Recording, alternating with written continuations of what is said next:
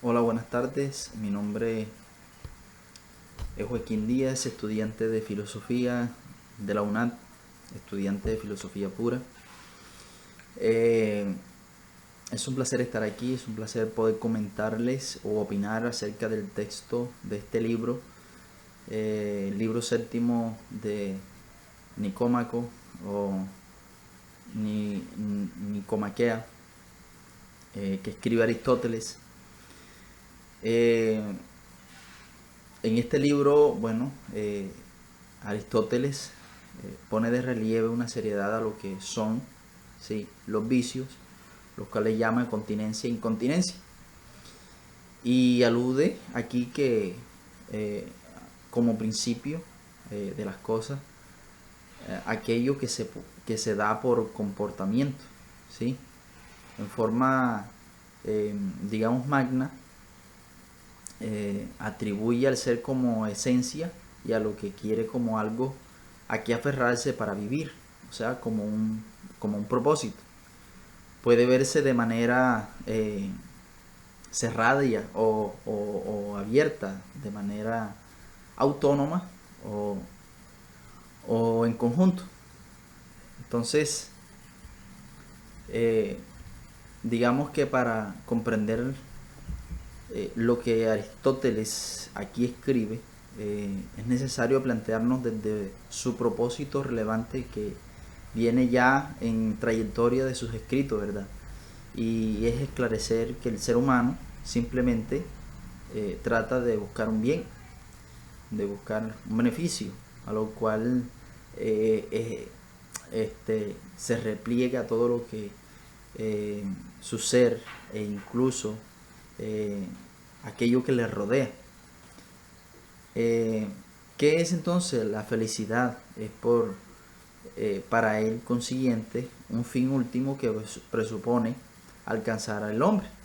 Entonces es como decir que se debe llegar sí o sí a la intención esa, que tiene a una intención, a un propósito, a un fin último.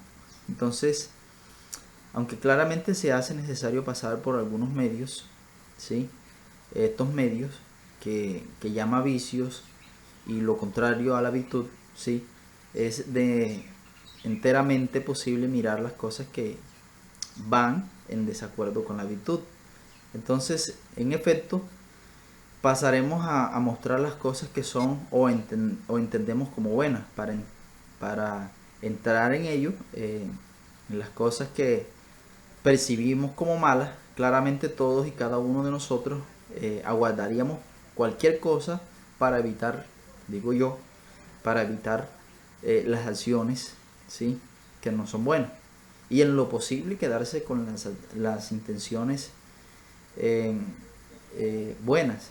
Una de ellas eh, diríamos que es ir, eh, digamos que una de esas intenciones es para ir aquello que provee hacer actos equívocos, ¿sí?, para no ir a favor de eso, sino que abstenernos de eso, y que en consecuencia van a tener una consecuencia. Y siempre cuando nos equivocamos o hacemos cosas que no son buenas de alguna manera, viéndolas desde la virtud, a veces son sentenciadas por eh, las leyes humanas establecidas aquí por la ley. Entonces, en este sentido miramos que Aristóteles nos habla de los vicios y en primera instancia, ¿qué es lo que queremos evitar? Creería yo que la incontinencia, ¿sí?, hablar primero de lo que es la incontinencia y la brutalidad.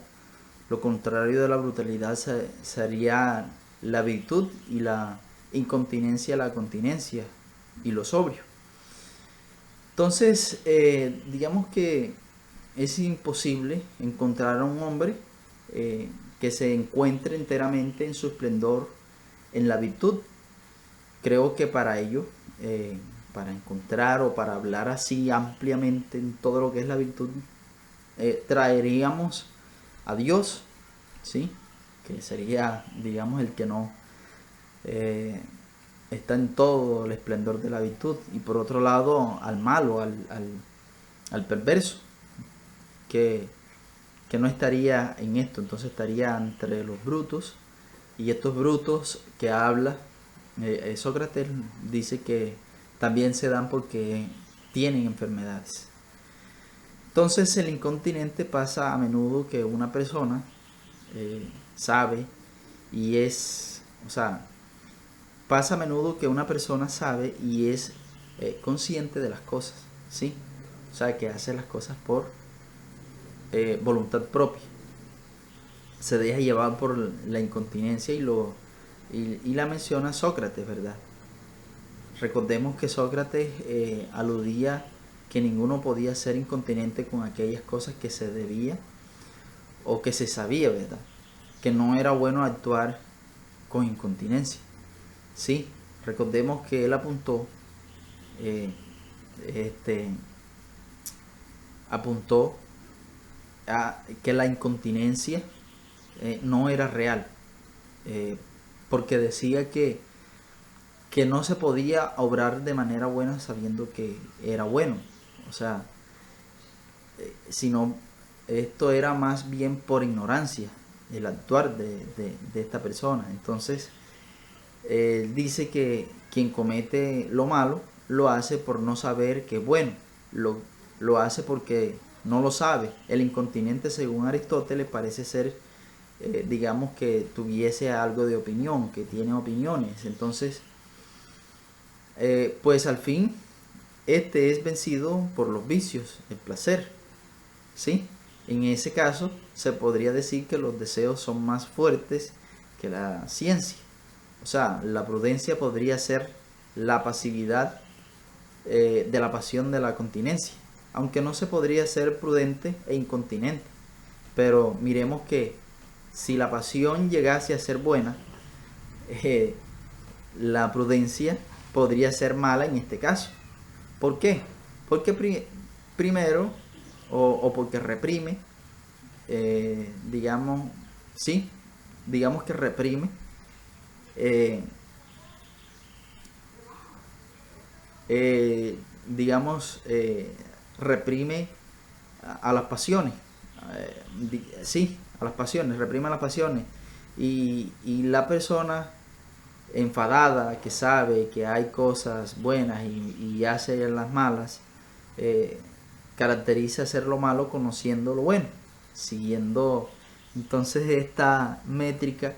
La incontinencia se hace con toda libertad para hacerlo, o sea, con todo el gusto propio, ¿sí? Y esto iría contrario a lo que manifestó Sócrates. Decía que no se podía cometer incontinencia sabiendo, sino sabiendo de manera propia, sino inconsciente, o sea, por ignorancia. Entonces Aristóteles dice que sí se puede cometer incontinencia sabiendo todo. Entonces, un ejemplo de la incontinencia es que decimos que un hombre se deja llevar por su opinión y no por el conocimiento. Es atrasado porque esto no cambia de parecer, o sea, se queda establecido en lo mismo, simplemente porque lo que cree no es opinión, o sea, es verdadero y es para el conocimiento. Entonces, por otro lado, la continencia es para Aristóteles la capacidad que tiene el hombre de reaccionar ante cualquier situación propia que le favorece a eso que le pudiera causar debilidad. Es algo que se mira, ¿sí? Es algo que se mira de cualquier situación propia que le favorece o a eso que le pudiera causar debilidad. Es algo que se mira como el deseo que viene del hombre.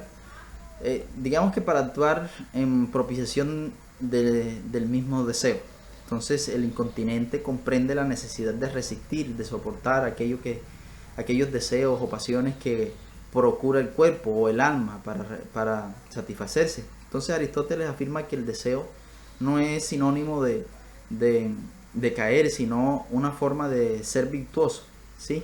De abstenerse de la equivocación que procura el deseo ese deseo no controlado. El hombre tiene deseos que son necesarios y otros no tan necesarios. Eh, por ejemplo, aquellos que son más apacibles. Por ejemplo, el deseo de comer, de beber, de enamorarse, ¿sí? Estos son necesarios. Entonces, por el otro lado, el honor, la fama, el dinero, eh, se encuentran dentro de lo apetecible. En relación a esto, podemos hablar un poco de lo que es la Biblia. La Biblia menciona a un hombre, Pablo, a un hombre llamado Pablo, que tiene el don de incontinencia, que se abstiene incluso porque fue un don revelado por Dios, se abstiene de pecar e incluso se abstiene de tener esposa porque no siente atracción por una mujer, pero no porque de pronto le gusten los hombres ni nada de eso, sino porque Dios le dio el don de abstinencia, de continencia, y por eso no se enamora. Entonces él se limita a hacer la buena voluntad de Dios, sabiendo que la vida cristiana es un poco complicada para no entrar, según lo que dice la Biblia, en pecado. Entonces las tentaciones podrían decirse que son buenas según la opinión que el filósofo enseña, porque sería como satisfacer el deseo. Sin embargo, Aristóteles dice que existe en nuestra concepción una capacidad de pensar y de entender lo bueno o lo malo que es mejor para sí, ¿sí? Pues el deseo no podría generar daños, consecuencias, digamos, inmediatos, a mediado plazo y a largo plazo. Entonces, la continencia es sin más la capacidad racional y autónoma que tiene el hombre de elegir ante la situación, es decir, la capacidad que tiene cada ser humano para evitar un dolor, dependiendo si tiene la continencia o incontinencia. Gracias.